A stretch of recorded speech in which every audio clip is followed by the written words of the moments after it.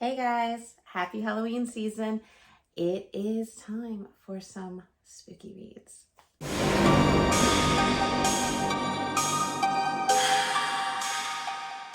Hey guys, if you're new here, welcome to the Book Path. I'm Nicole, and if this isn't your first rodeo, thanks for sticking around. Things are a little bit different. Thought I'd go a little bit festive. Fall is upon us, and October is here. Halloween season is here.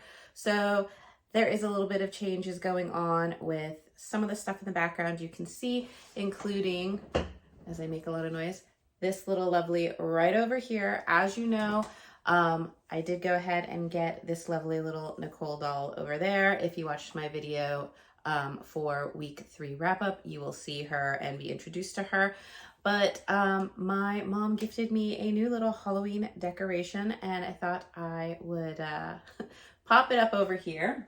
She's a heavy one, but this is also in that same line of dolls. This is a special edition Dia de los Muertos doll. And if I take it off here, I'm going to see if it'll work because the box actually glows when I remove this from her. So we'll see if it works with this. Otherwise, I might need to like take the ring light off or something. But there she is. Isn't she stunning? Oh yeah, that glare. Let's go ahead and remove her. But you can kind of, let me see. If I take this off, you can kind of see how she glows. Like, she's just gorgeous, absolutely gorgeous. So I got this. I'm gonna go ahead and set her back over, and we'll go ahead and let her glow a little bit. Maybe, yeah, cool. Okay, that works. But anyway, so I got her, so she'll be chilling out in the background for the rest of the month of October.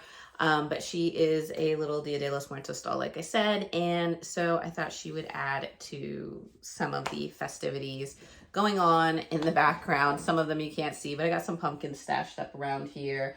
I did like to keep Nicole over here because she is that shadow high color, so she has that kind of gray, ghostly almost color for her as well. And we shall see what else accumulates on the shelves. But as you know, Becca from Becca in the Books usually does Spookoplathon in September. She decided this year to do it in October and make a spooky twist on it. It is now Becca's Spookoplathon. And for those of you who don't know, Becca's Spookoplathon or the Bookoplathon is basically a board game based TBR or readathon game that follows like Monopoly, except for instead of like trying to land on spaces, get your property, build your hotels. This one, you basically just travel around the board, and whatever you land on, that's the prompt that you have to go to read your book. You can pick however many rolls you want to do, although keep in mind that if you do roll a double, you are expected to basically add another roll and book onto your TBR.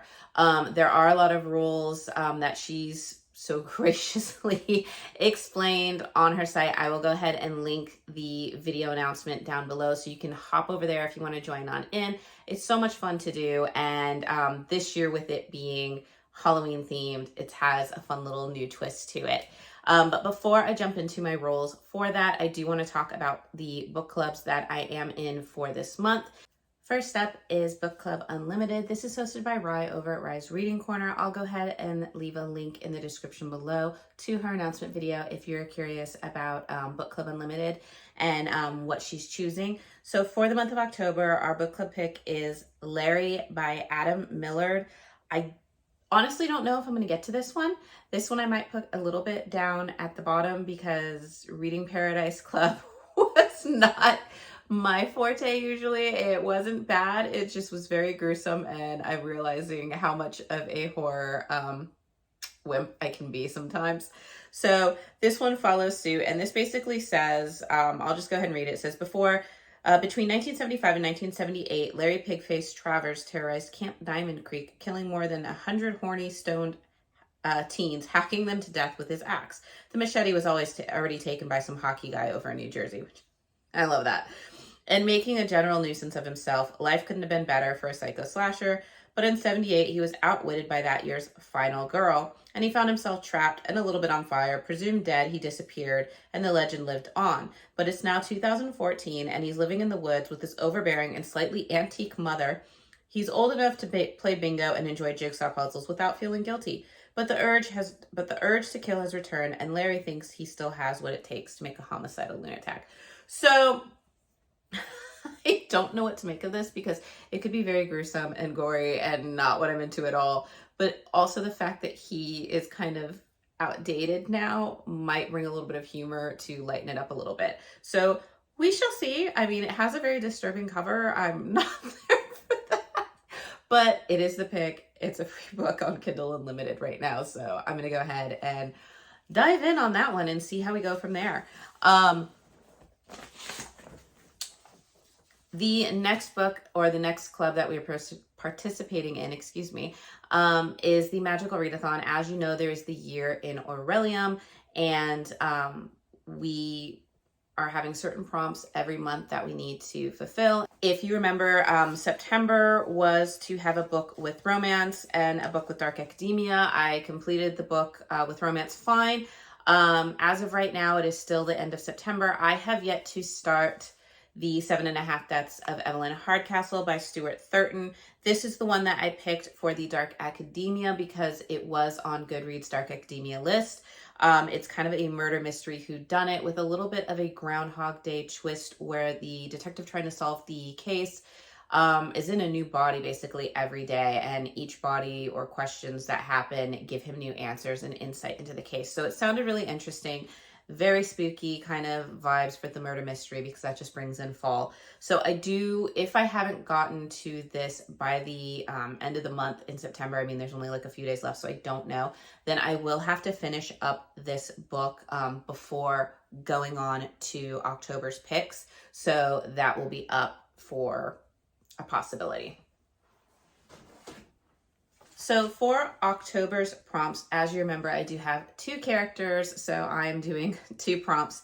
You can have, for my female character, she either has to stargaze or read a book with stars on the cover, or adventure together with a book with a map. So I'm going with stargaze with stars on the cover, and I am picking Princess of Souls by Alexandra Christo.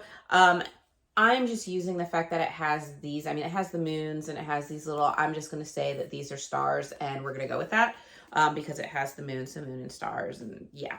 But this is basically, you have Celestra's heir to powerful magic, locked away in a tower by a cruel king. Her destiny is to foretell death and harvest doomed souls to feed his immortality. Knox is a soldier who has spent his years plotting vengeance on the crown. Now he's determined to steal the king's immortality and kill the entirety of his court, starting with Celestra. But when Celestra and Nox's futures become entwined and death seeks both their souls, they're forced to put their trust in each other, and can they work together to escape their dark fate? So that is going to be the pick for October for my female character.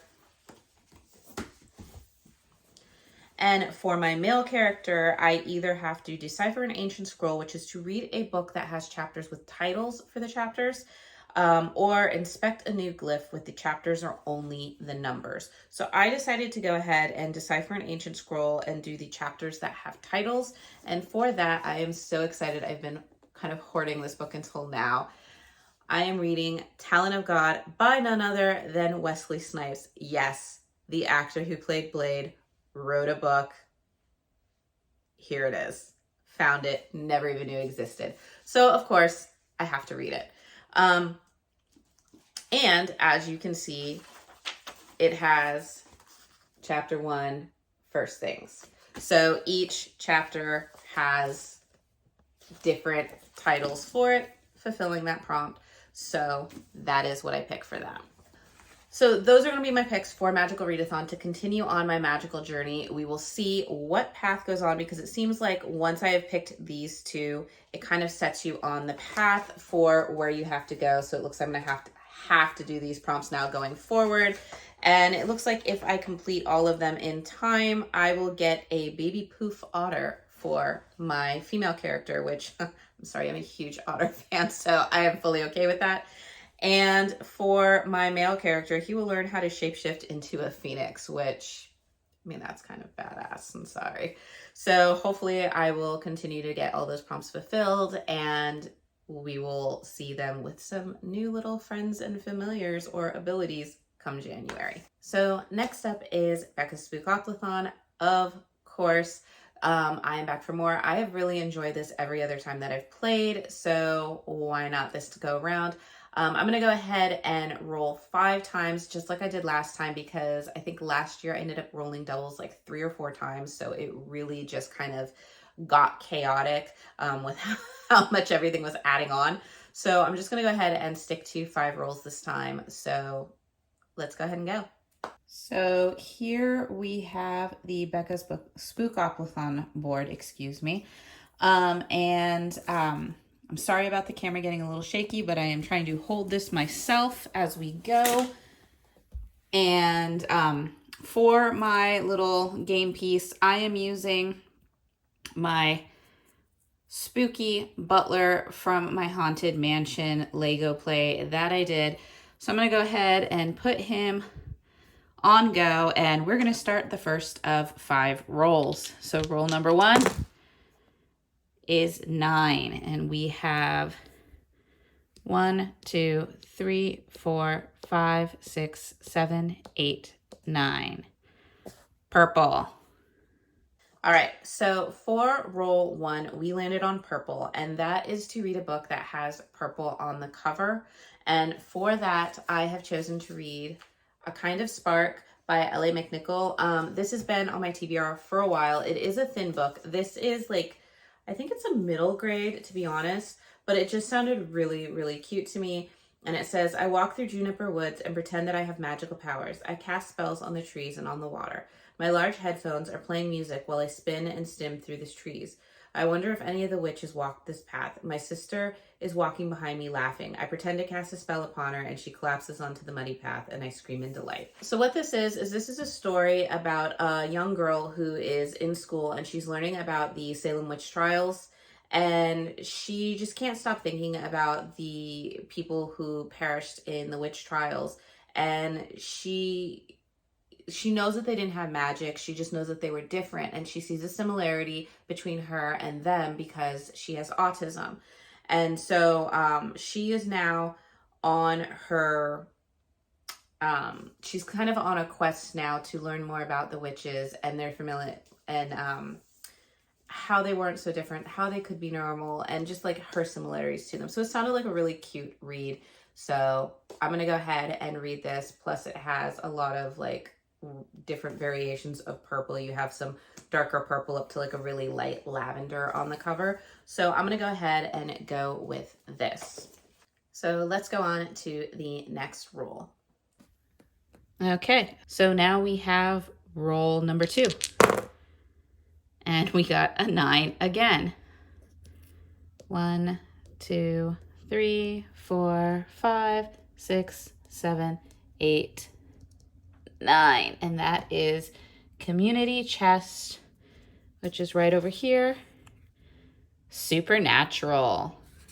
So for roll number 2, we ended up getting Community Chest, and we ended up picking up Supernatural, which was a book with supernatural elements in there. I thought this was a great time to go ahead and pick up Dark Fae, which is book 1 in the Ruthless Boys of the Zodiac series.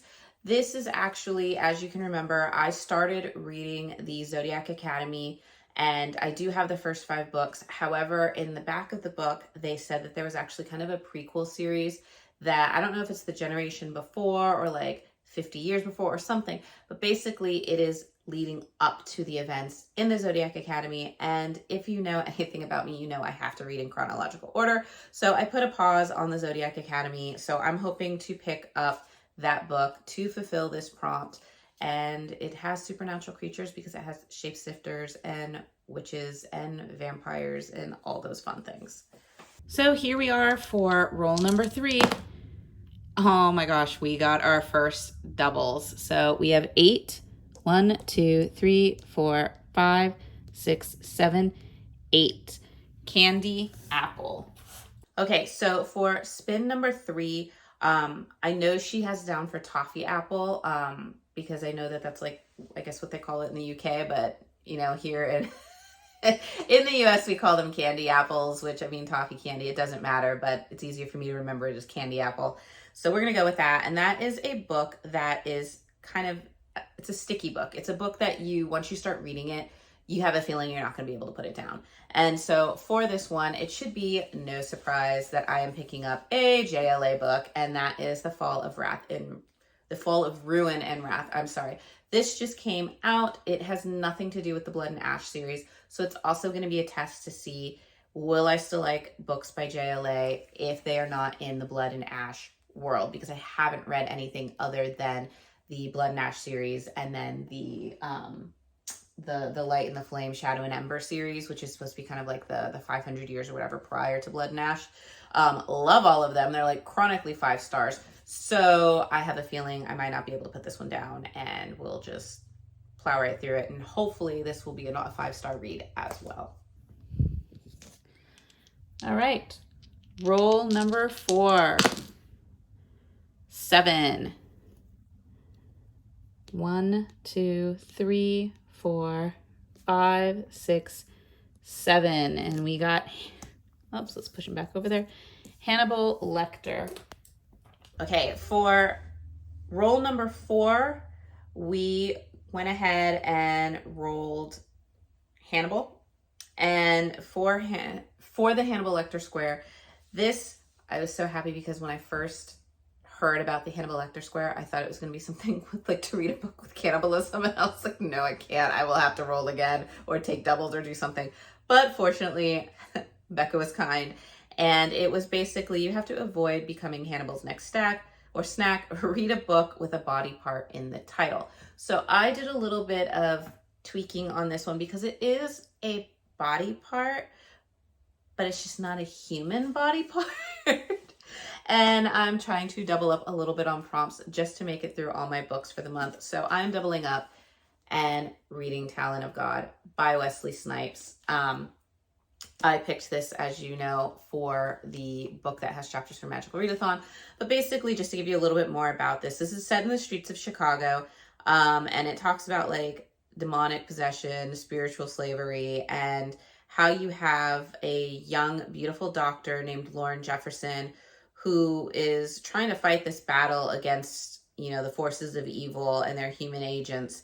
And basically, she has to join up with Talon Hunter, a legendary man and warrior, spirit warrior, and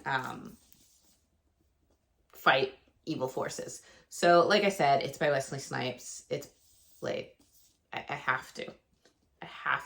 I mean, yeah. So this one will be the body part because it does say talon, and a talon is a claw on a bird or dinosaur or whatever you want to call it. But it is a body part. I'm going with it. So that's what we're going for that. He just wants to keep. And we have what should have been our last roll. Let's see, roll number 5. 9 again. 1, 2, 3, 4, 5, 6, 7. Back up a little bit here. 8 and 9. And we have Community Shelf. And let's go ahead and pick our Community Shelf. Smut or Spice? Now, for my 5th roll, we ended up with Community Shelf, and for this one, I ended up picking the prompt to read a book with smut or spice. Easy enough. We are picking up Cruel Seduction by Katie Robert. Obviously, I've been going through my Katie Robert collection. She is definitely up there with JLA as one of my favorites. This is the... 1, 2, 3, 4. This is book 5 in the Dark Olympus series. I had to go and count them. This one features the story of Aphrodite and Hephaestus, or the new Hephaestus, if you have been following along in the series. And basically just kind of their enemies to lovers relationship, as well as maybe having to team up and protect Olympus from powers that are now trying to encroach upon Olympus, all the while still playing their little enemies to lovers, revenge take advantage game using the lovers of Hephaestus and Aphrodite. So it should be very interesting. And obviously the series has been good to me so far. So we're going to go ahead and put this one down for our spicy pick. All right, we have our first double roll, or what will hopefully be our last roll. This is roll 6. And we have 6. We have 1, 2, 3, 4, 5, 6. A chance card. And our chance is, And our chance is The Curse of Ophelia. And for my doubles pick, we ended up getting a chance card, and with the chance you put different titles of the books that you want to read. If you want to make it hard, you pick like half the books you want to read, half the books you are kind of like waiting on. And for me, I was lucky enough to get one of the books that I want to read, which was The Curse of Ophelia, which I just got. So this one is basically the war is over, the curse is lifted, and Malachi is gone. It's been 2 years since Ophelia has seen the boy she loves. When a treaty is signed ending the war and lifting the curse on Mystique warriors, Malachi left to attempt a sacred ritual known as the Undertaking.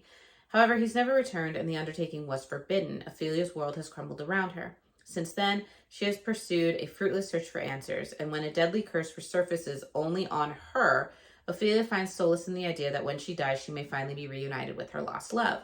Then a messenger appears, telling her that she alone may be the one to help save her people. With her closest friends by her side, she embarks on a race against death, one that will not only challenge her physically, but make her question the Mystique leaders, the angels, and her belief in love.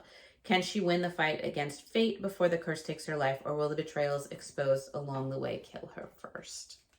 Dun, dun, dun. So anyway, this is going to be my pick for, my chance pick. And with that, those are the books that I am going to be reading for the month of October. Let me see if we can stack them up.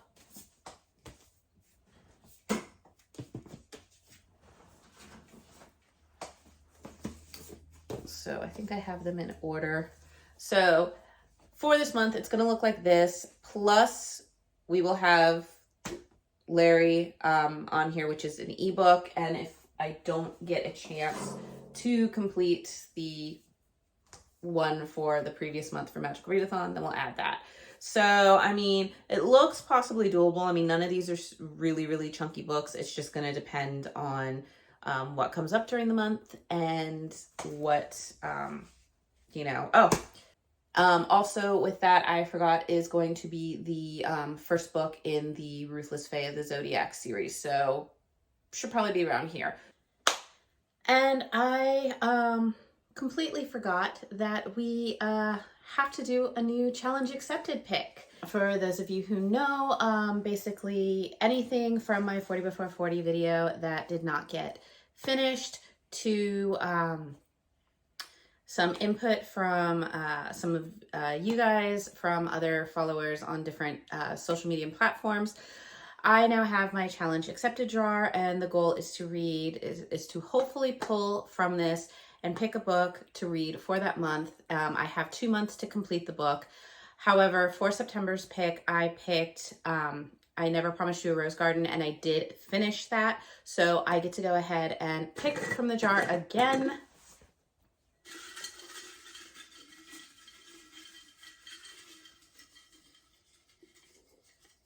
And this one seems to be the one.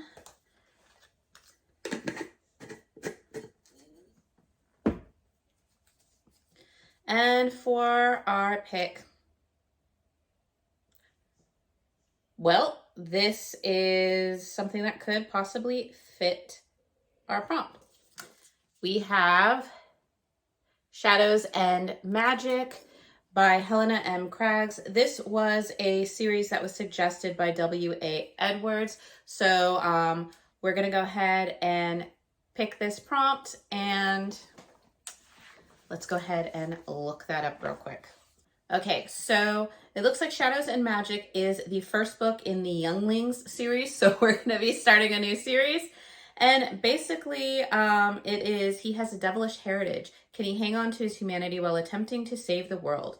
Quinn Carter is trying to balance his dual nature. Learning his estranged father is a demon king, the half-human teen struggles with unrequited love for his best friend, emerging super freaky abilities, and a volatile temper. And after discovering a gift for seeing ghosts and meeting a supernatural team of protectors, he's plunged into a nightmare when vampire hunters attack. Fighting off the Slayers, the shy loner battles to control his inner monster, even as he bonds with his found family. But when his crush is threatened because of her angelic blood, Quinn sets his powers free to keep her from harm. Will he unleash hell on earth to protect the person who holds his heart? Actually, it sounds really good, and I like the fact that it's got some spooky undertones to it. I think I couldn't have picked a better prompt for the month of October, so I am super excited to read this one. And so thank you again for W.A. Edwards for suggesting this one. I am looking forward to reading it. So it is a little bit of a stack, but nothing that I don't think is not manageable.